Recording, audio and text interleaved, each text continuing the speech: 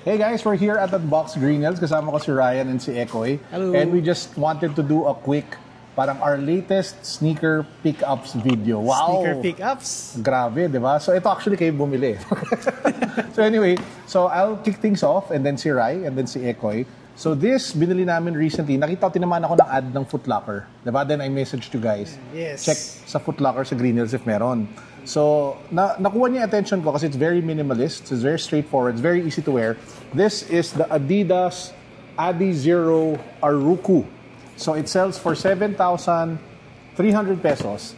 And this one is actually inspired by yung original Adizero running shoes, I think no early 2000.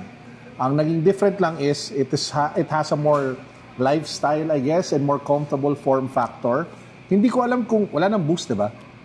Meron pa naman, pero hindi nila ginamit for this one. Yan i-implement lang ngayon na... Oo, yung tawag, may nakasulat if you guys see, nakasulat dyan, swirl foam.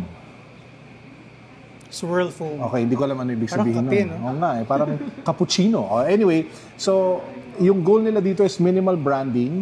As you guys can see, yung Adidas, makikita mo lang the usual dito sa back tsaka sa thumb. Pero even yung stripes are not super pronounced, diba? It's white on white. But there are different colorways. And if you guys know me, I like easy-to-wear minimalist sneakers that are comfortable. So, this was definitely, when I saw the ad, I knew I wanted to get it. So, shout out sa Foot Locker sa Green Hills. GH Mall. Kay Seth Manlapas. By the way, kung nasa GH Mall kayo, make sure to drop by dito sa Unbox Green Hills. Yes, marami kaming sneakers, marami kaming tradables, Pokemon cards, NBA cards, toys, art toys. So, uso pa ba Labubu? Meron pa naman. Labubu at kung ano-ano pa. So, ito yung latest pickup ko. Rai, ikaw, ano sa'yo?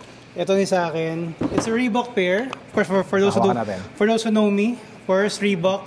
This is under the Reebok LTD line. So ito yung parang medyo high-end line ni Reebok. So mas mahal pa yung binili ni Rai kaysa actually, sa akin. Ang retail price niya is 12,990. Yaman, no?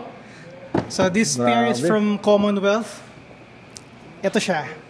So yes, mukha siyang kung ano man yung iisip nyo, pero yeah. It's a Y2K inspired sneakers. Pag sabi mo Y2K, ano ibig sabihin nun? Year 2000. So yung mga yung design ng year 2000s. So parang dito. Yeah. Kasi binalik to. Pero hindi syempre ibang-iba yung tira. Ito it's more yan yung parang mesh runner type eh. So ito minimalist running sneaker. Yung mga Saucony, yung mga Asics na sikat ngayon, New Balance, Vomero, same vibe. Yeah, so pero it feels much more premium parang compared to the Vomero materials. It has to be premium because kasi of the premium price. Yes. Pero actually kahit dito yung pagkagawa nito napakaganda. Correct. And the different materials. Shoutout sa Commonwealth, kahit hindi nyo naman ako kilala, pero shoutout sa inyo, hello. So ano yung mga kulay nito? Ito lang? Merong yung isa mas minimal, para siyang parang cream. Yung magugusto mo yun, yung cream. May size ko ba? Tingin ko wala. Parang hanggang 12 lang sila. May malabo, mahina. Okay, tapos ano yung isa pa pang binili? Etong isa, for resale yan, available dito sa So this one is available, actually sa Unbox Green Hills, meron kaming, andito yung source ng ibang mga resellers na sikat na, ng on-cloud runners. So this one is the Cloud Tilt. Ito yung kay Zendaya. Yan. Zendaya sneakers. Yung girlfriend ni Spider-Man. Ayan sobrang... Gusto mo rin? Kasya ba sa ito? So, ang retail lang nito is around 8,000 lang. 8,000. Pero sa resellers, depende sa stock, sa sizes, umaabot siya ng 15,000. Talaga? Yes. Ito yung pinakamahal na Yes. Pero dito sa Unbox Green Hills, this is being sold at 11,500. Grabe, mura. Pinagano rin. I mean, compared naman sa 15 or 14,000, 11,500 is... Anong size to, Rai? This is size 11. For women's?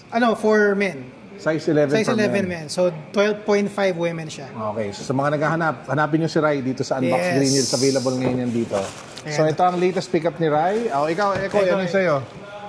Sa akin, for resale lang din. Okay.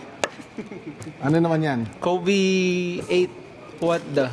Kobe 8 What the. Pag what the talagang what the yung kulay, What the ka talaga. Oo, yan. Kwento ka konti tungkol dito.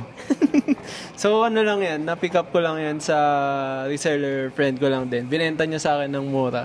Tapos bebenta ko lang din. Dahil kailangan niya ng pera. Oh, yan ang tama. Ang colorway, mashup kaya talaga. Mashup. Iba-ibang colorway. Yung what the ever since, ganun talaga. Iba-iba. Pero biglang dumagsa yung Kobe sneakers, no, this year. Yeah, oh. This year, madaming release ng Kobe. Mas dumami pa nga yung release Shoes. nung ngayon eh. Compared Wala before. na si Kobe eh. Oo nga, kung kailan nandun pa siya.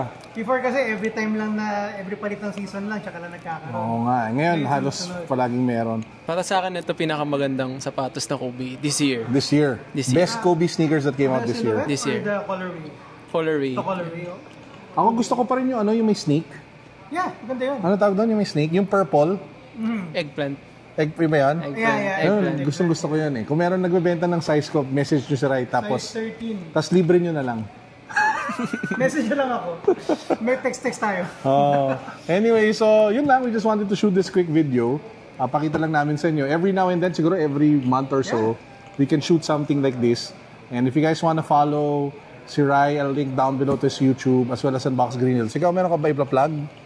Ecoy Mendoza. Ayun! Vlogger na yan. IG. Ayan. So we'll link sa IG ni Ekoy down below. So guys, yun lang. See you here at Unbox Green Hills. I hope you're all doing good. Peace.